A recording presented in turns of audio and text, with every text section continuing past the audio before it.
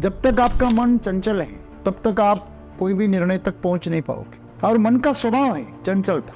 चंचलता के बिना मन रह भी नहीं सकता, वो कभी भी स्थिर नहीं होता। अगर मन स्थिर हो गया तो मन नहीं रहता, शांति बन जाती। किसी भी चीज के ऊपर ध्यान केंद्रित करना आपके लिए बोध जागृत करता है।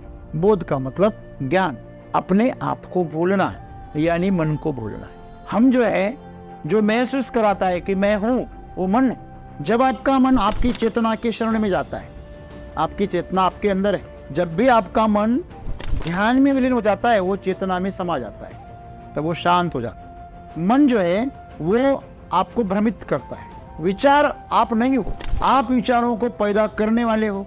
अगर आप उसे पैदा कर रहे हो तो आप वो कैसे हो सकते हो? तो विचार अगर आपसे पैदा हुए हैं तो विचारों की गठरी यानी मन आपने ही निर्मित किया है। अगर मन आपने निर्मित किया है, आप उसे शांत भी कर सकते हो। कुछ चीजें हम कभी कभी महसूस करते हैं कि हमारे अंदर जो बोध है, ऐसे विचार है, कहाँ से आते हैं, ऐसी कलाकृतियाँ कैसे निर्माण होती। तो ये सब जो ज्ञान है, जो गहरा है, अलौकिक है, वो ज्ञान हमारे भौतिक जगत के परे से आता है। और उसको अगर आपको समझना है, प्राप्त करना है, तो आपका मन शांत होना जरूरी है। जब आपका मन स्थिर हो जाता है, आपका जो बोध है वो भौतिकता के परे निकल जाता है। इस संसार में जो भी है वो कोई भी प्राप्त कर सकता है। आप आपके मन के सहारे, बुद्धि के सहारे वही चीजें पा सकते हो जो आज तक लोगों ने पाई या इस धरती पर उपलब्ध है। आपको अगर ऐसी चीज इजाद करनी है जो इस धरती पर नहीं है और सबको चौंका देगी, तो आपको आपके मन को शांत रखना है। और मन को स्थिर रखना है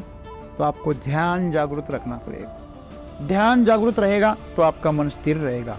अगर आप आपके मन को स्थिर कर सके तो आपके अंदर से बोध जागृत होता है। और जब भी आपका बोध जागृत हो जाएगा, आपका जीवन एक ऊंचे स्तर पर पहुंच जाएगा। तो आपका जीवन प्रॉब्लम पे फोकस रहे या आपका जीवन हल पर फोकस रहे, इससे पता चलता है कि आपका मन स्थिर है या अस्थिर है। गंदे विचारों से अपने दिमाग को आप बेचैन करते हैं। तो विचारों को शक्ति ना दो, आप उसे निर्माण कर रहे हो तो आप उसे शांत भी कर सकते हो, उसकी निर्मित को रोक सकते हो। आपके अंदर अगर आप शांति और स्थिरता आपने पैदा कर ली तो आपका जो जीवन है वो अलौकिक की राह पर निकल पड़ेगा।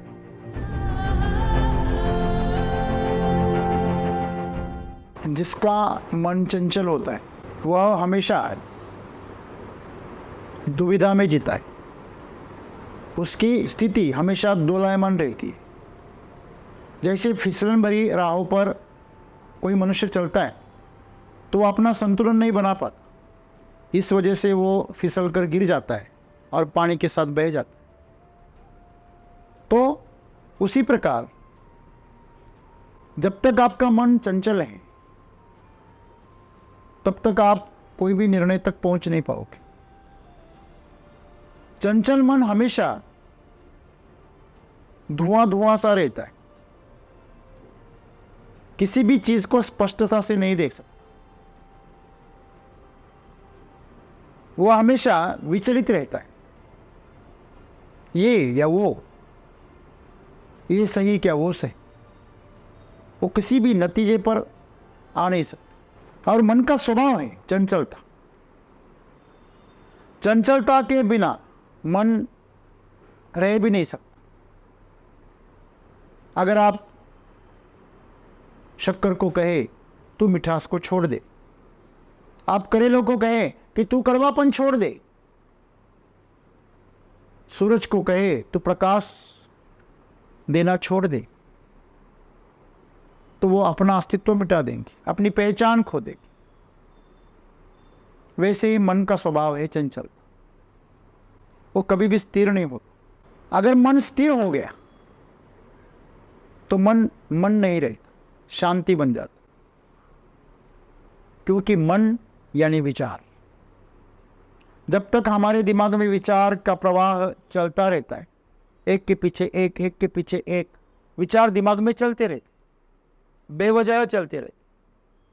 आप उसे चलाते नहीं फिर भी चलते रहते। साइकिल में आप पैडल मारते हैं और पैडल मारना छोड़ देते, फिर भी साइकिल चलती रहती। उसी प्रकार आपने एक बार आपके दिमाग में विचार निर्माण करना शुरू कर दिया तो वो अपने आप चलते रहते। जब तक आप ध्यान नहीं देते तब तक वो चलते रहते। इसीलिए हम बच्चों पर जिम्मेदारियां नहीं सौंपते, क्योंकि बच्चों का मन अपरिपक्व होता है, चंचल होता है। बच्चे का जो ध्यान है एक जगह पे कभी भी टिकता नहीं। क्यों? क्योंकि मन के स्तर पर चंचलता होती, अपरिपक्वता होती। अगर वो अपरिपक्वता आपकी ऐसी ही बनी रही तो आप उम्र में कितने भी बड़े हो गए, पद पर कितने ही बड़े पहुंच गए, फिर भी आप बेचैन रहते हो, आप चंचल रहते हो। आपने देखा होगा कभी कभी लोग दिखते तो उम्र में 30 के, 40 के, 50 के, लेकिन उनका बचपना जाता नहीं। उनके दिमाग में इतनी बेचैनी होती है हर चीज के लिए, उतावले हो जाते। और जो उतावलापन है वो आपको कभी भी अनुभव की गहराई तक जाने नहीं देता। सीधी सी बात है। अगर आप खाना खा रहे और आपका ध्यान जो निवाला आप ले रहे हैं उसके ऊपर नहीं है, और आपका ध्यान हमेशा आपके सामने सजी हुई थाली पर है या दूसरों की थालियों पर है, दूसरों ने क्या लिया, क्या परोसा है, अगर वो पकवान देखने में और उनके बारे में सोचने में आपका दिमाग काम कर रहा है तो आप कभी भी आपके निवाले पे ध्यान नहीं दे सकते कि हम खा रहे हैं, हम उसे महसूस कर रहे हैं। जब भी आप उसे महसूस करने की कोशिश करोगे विचार शांत हो जाए। तो इसी को ध्यान कहते हैं। किसी भी चीज के ऊपर ध्यान केंद्रित करना आपके लिए बोध जागृत करता है। बोध का मतलब ज्ञान। जो आपके लिए जरूरी है वो ज्ञान, उसे ही बोध कहते हैं। आपके अंदर बोध और बुद्धि अगर जागृत नहीं है तो आप गुलाम बनेंगे परिस्थितियों के, लोगों के, किसी भी चीज के। पैसे के गुलाम बनेंगे, प्रतिष्ठा के गुलाम बनेंगे। जो सब कुछ सभी लोग हैं आज, वो गुलाम क्यों बनते हैं? क्योंकि उनकी मन की चंचलता उन्हें भटकाती रहती। कभी पैसा ज्यादा महत्वपूर्ण हो जाता है, कभी कभी पद ज्यादा महत्वपूर्ण हो जाता है, कभी कभी रिश्ते महत्वपूर्ण हो जाते हैं। हर बार मन हमेशा अपना रंग बदलता है। मन तो वही है, फिर क्यों बार बार उसकी राय बदलती है? कभी वो आपको रिश्ते इंपॉर्टेंट कहता है, कभी आपको पैसे को महत्व देने को कहता है, कभी आपके कार्य को महत्व देने को बोलता है। वो आपका ही मन है जो बार बार अपनी राय बदलता है। जो बार बार अपनी राय बदले, जो बार बार अपनी दिशा बदले, वो अपनी मंजिल तक कभी नहीं पहुंचता। यही मन के साथ होता है, क्योंकि मन यानी एक विचारों की गठरी है। उस गठरी में जितने विचार है वो बार बार आपके अंदर घूमते रहते। जैसे मक्खियां भिन भिनाती है ना घर में, या आपके सिर के ऊपर मक्खियां भिन भिनाती है तो हमें बड़ा बुरा महसूस होता है, बड़ा गंदा अनुभव होता है। हम उस मक्खियों को हटाने की कोशिश करते। विचार उस मक्खियों से ज्यादा नहीं। आप जितना उन मक्खियों को हटाने जाओगे उतना वो आपके पीछे पीछे आएंगे और आएंगे और पास में आएंगे और मजा लेगी आपका। उसी प्रकार विचार है। विचार श्रृंखला में आते रहते और चक्र में घूमते रहते। विचार यानी आपके मस्तिष्क में चलने वाली लहर है। जैसे भी लहर उठती है समंदर खोल जाता है। जब भी समंदर आपके दिमाग का खोल जाता है तो आप संतुलन गंवा बैठते। जिस मनुष्य के दिमाग के अंदर के विचार ज्यादा चंचलता से और तीव्रता से घूम रहे, वो मनुष्य अशांत हो जाता, अस्थिर हो जाता, और फिर वो जो भी करता है उसमें उसका मन नहीं लगता। जब आपको उसमें मन लग जाता है तो आप बाकी सब भूल जाते हो, अपने आप को भी भूल जाते। अपने आप को भूलना यानी मन को भूलना है। हम जो है, जो महसूस कराता है कि मैं हूं, वो मन है। ये मेरा है, ये मैं हूं, ये मैं कर रहा हूं, ये मेरा निर्णय है, ये सब कुछ दावा करने वाला कौन है? मन है। इसलिए तो भगवान श्री कृष्ण कहते अर्जुन को, तू मेरी शरण में आ। वास्तविकता वो उसके मन को कह रहे, तू मेरी शरण में आ। मामे का शरणम उरज, मेरी एक के शरण में आ। मेरे मतलब भगवान भी तो मेरे की बात कर रहे हैं, मतलब वो भी मन की बात कर रहे हैं? नहीं, वो चेतना की बात कर रहे हैं। जब आपका मन आपकी चेतना के शरण में जाता है, आपकी चेतना आपके अंदर है, जब भी आपका मन ध्यान में विलीन हो जाता है, वो चेतना में समा जाता है, तब वो शांत हो जाता है। अगर जब भी आप अशांत हो जाते हैं ना, कभी भी अपने सांसों पर ध्यान देना।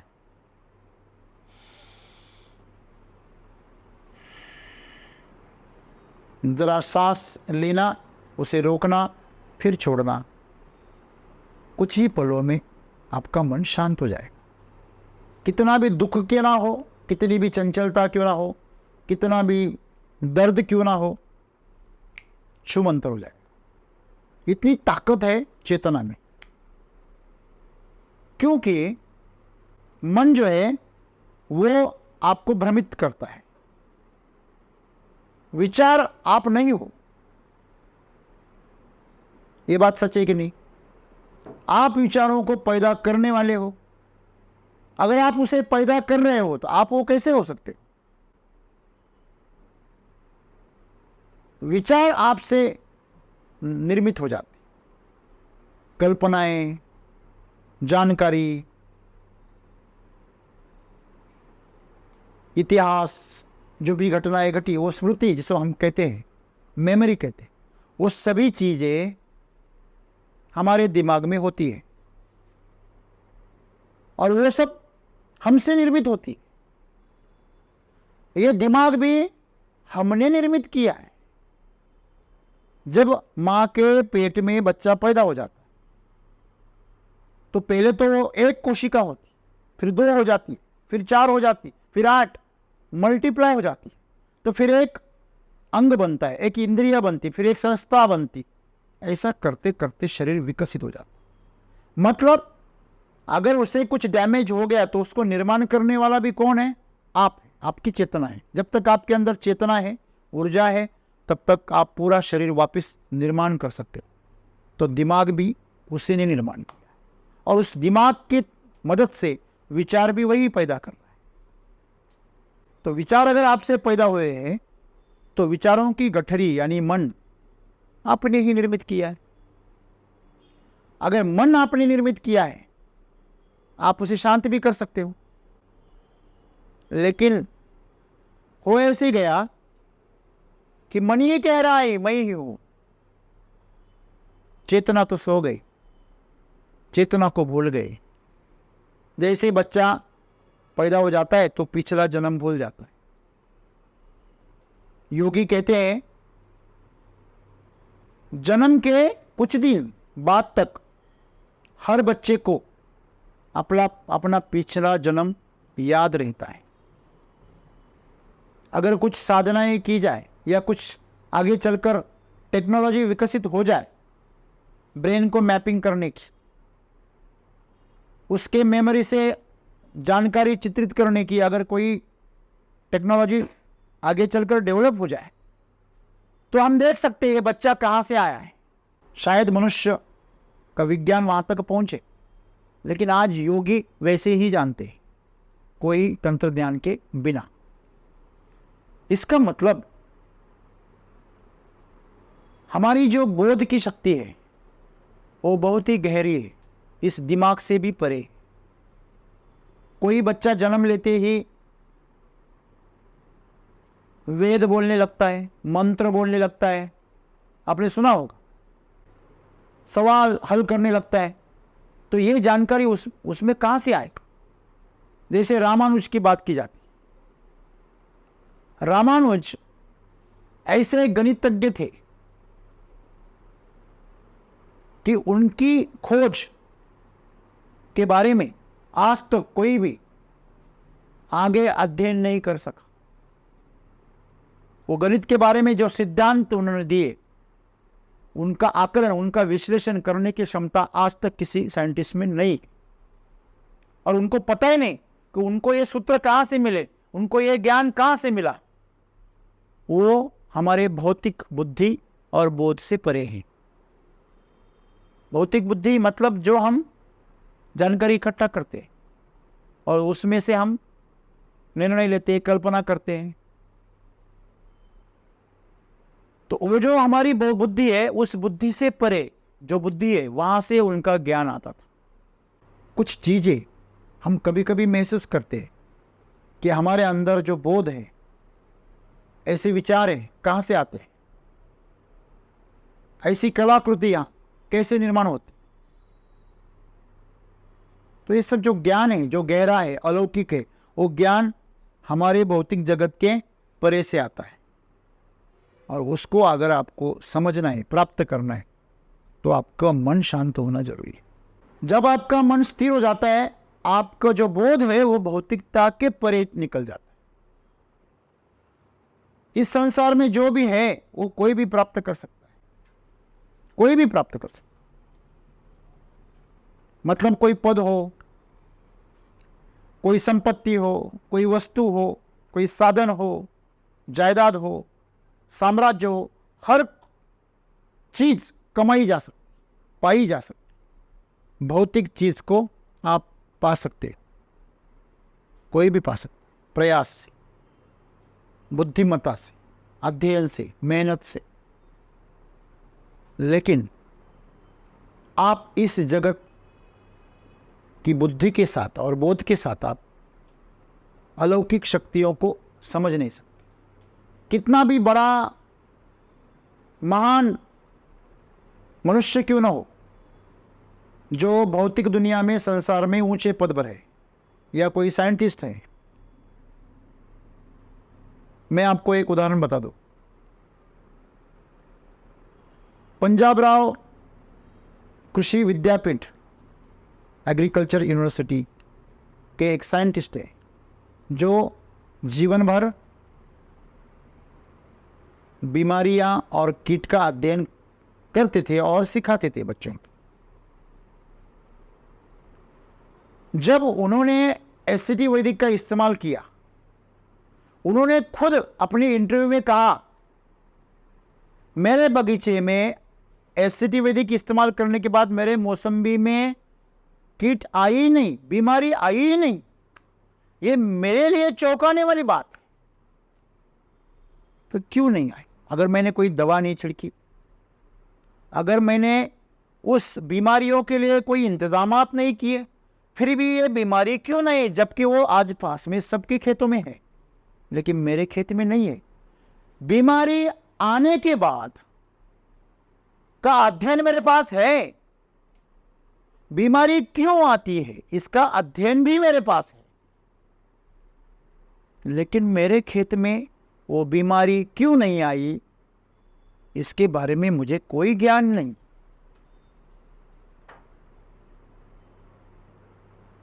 रोग के बारे में सब जानते हैं, स्वास्थ्य के बारे में कोई नहीं जानता।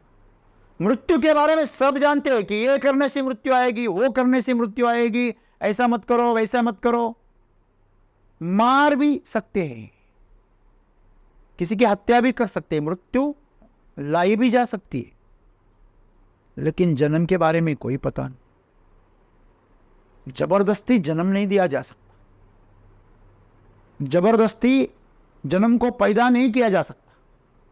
जन्म के बारे में जो रहस्य है, आज भी रहस्य है, वो प्रकृति ने मनुष्य के हाथ में कभी नहीं दिया। वो ताकत उसके हाथ में। और इसी ताकत को अलौकिक ताकत कहते हैं। तो ये जो बोध है, बोध को इस स्तर पर विकसित करना कि ये ब्रह्मांड का ज्ञान उसमें समाया हो, तो इसको अगर आपको पाना है तो आपको आपके मन को शांत रखना पड़ेगा। आप आपके मन के सहारे, बुद्धि के सहारे वही चीजें पा सकते हो जो आज तक लोगों ने पाई या इस धरती पर उपलब्ध है। अगर आपको अगर ऐसी चीज इजाद करनी है जो इस धरती पर नहीं है और सबको चौंका देगी, तो आपको आपके मन को शांत रखना। जब भी आपका मन शांत रहेगा, आप वो चीजें समझ पाओगे जो आपके लिए आश्चर्यचकित करने वाली हो। आप हर पल चकित हो जाओ, हर पल। गाय भी वही चारा खाती, हम भी वही खाते। गाय को आप केला दे दो, आदमी को दे दो, गाय दूध देती थी, आदमी देगा? ऐसा थोड़ी। गाय के अंदर वो केला जाकर दूध बन जाता है, मनुष्य के अंदर वो शक्ति बन जाता है, बंदर के अंदर वो उछल कूद बन जाता है। ये इसकी मेमोरी जो है, उसका जो खुद की जो बुद्धि है, वो आपसे परे है। वो अपनी अपनी बुद्धि को बनाए रखता है।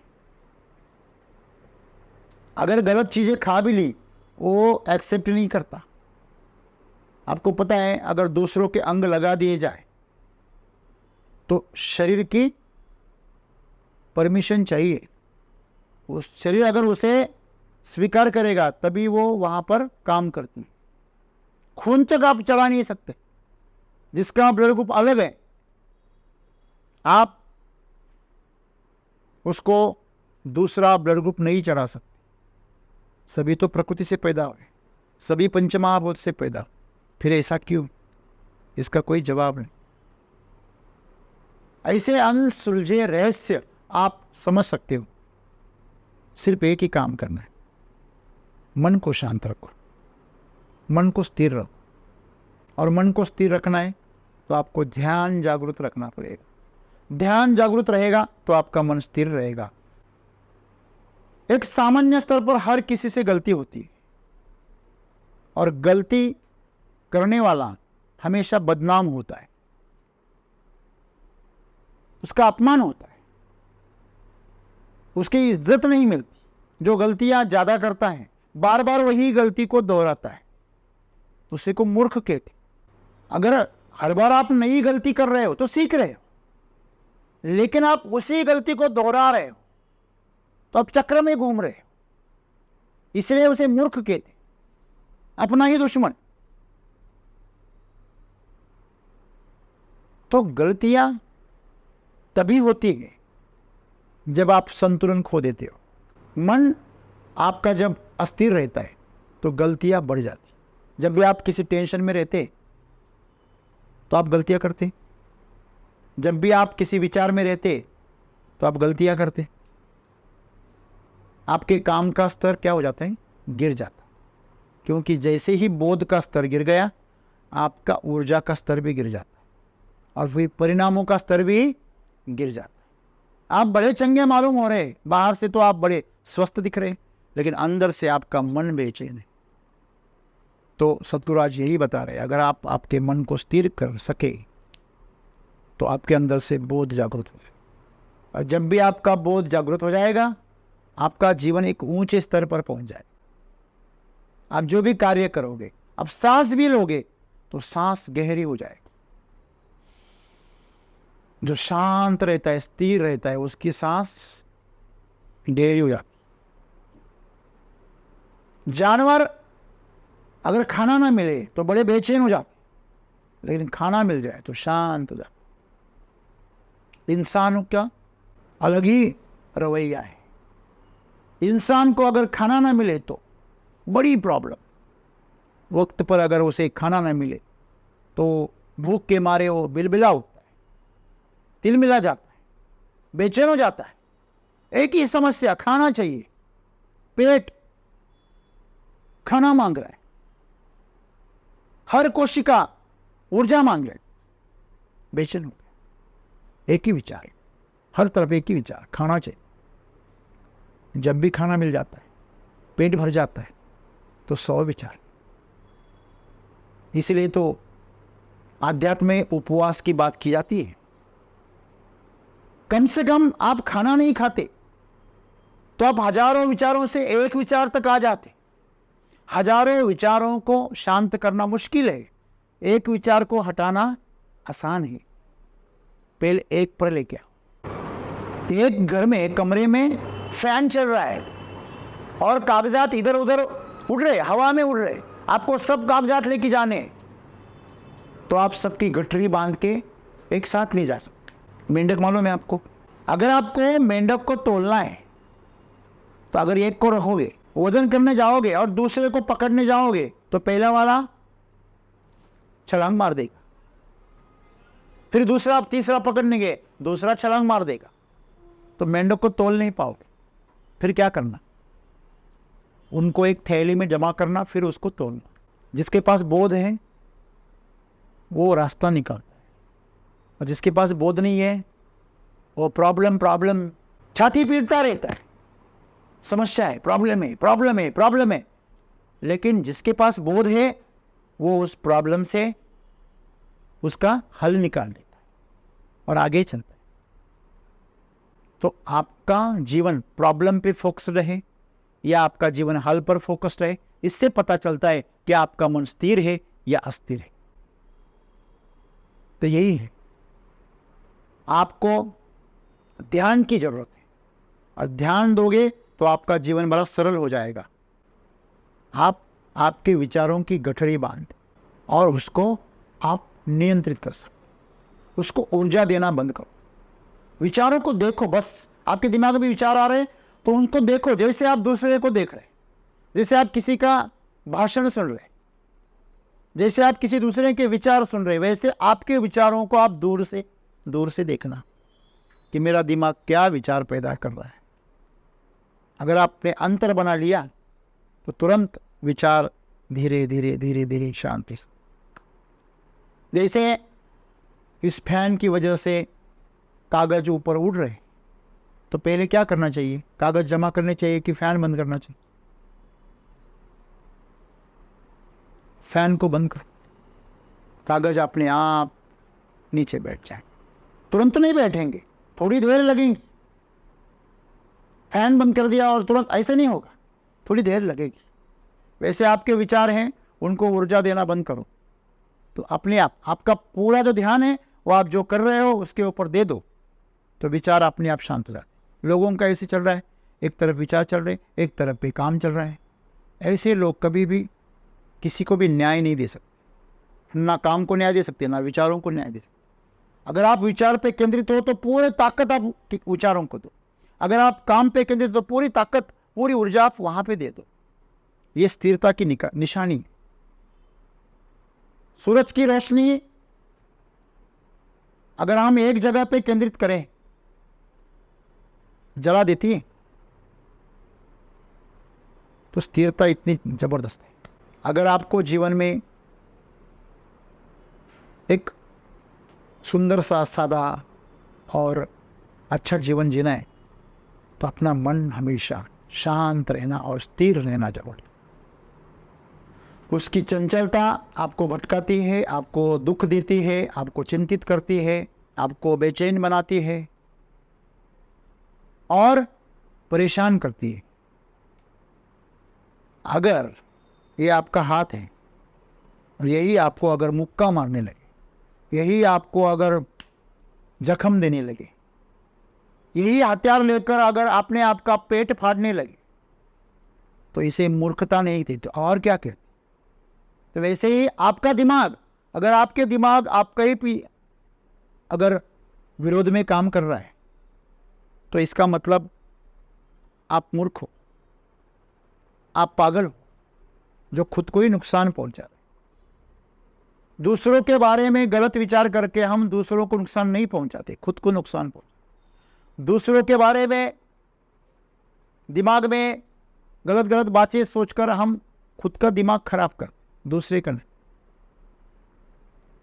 किसी को गोबर फेंक के मारना है तो पहले क्या करना पड़ेगा? हाथ गंदा करना पड़ेगा। सिंपल सी बात। दूसरे के ऊपर गिरेगा या नहीं गिरेगा बात की बात है, पहले तो आपके इधर तक गिर गया। तो यही आप कर रहे हो, गंदे विचारों से अपने दिमाग को आप बेचैन कर रहे हो। तो विचारों को शक्ति ना दो, आप उसे निर्माण कर रहे हो तो आप उसे शांत भी कर सकते हो, उसकी निर्मित को रोक सकते हो। गलत विचार पैदा हो रहे हैं, रोक दो उसे। हाँ ठीक है, मेरा अपमान हुआ तो उसकी कोई वजह होगी, मैं ढूंढ लूंगा और खुद में सुधार कर लूंगा, ये विचार करो। करना ही है तो ऐसे विचार क्यों करते हैं? मेरा अपमान हो गया, मुझे मेरे ऊपर अन्याय हो गया, मैं इसका बदला लूंगा, मैं ऐसे करूंगा वैसे करूंगा। ऐसे करके आज तक कोई जीत नहीं पाया, और जीत भी गया तो बड़ा अहंकारी हो जाता है, तो खुद का दुश्मन हो जाता है। तो हमेशा अगर विचार ही पकड़ना है तो ऐसा पकड़ना जो सृजन करे।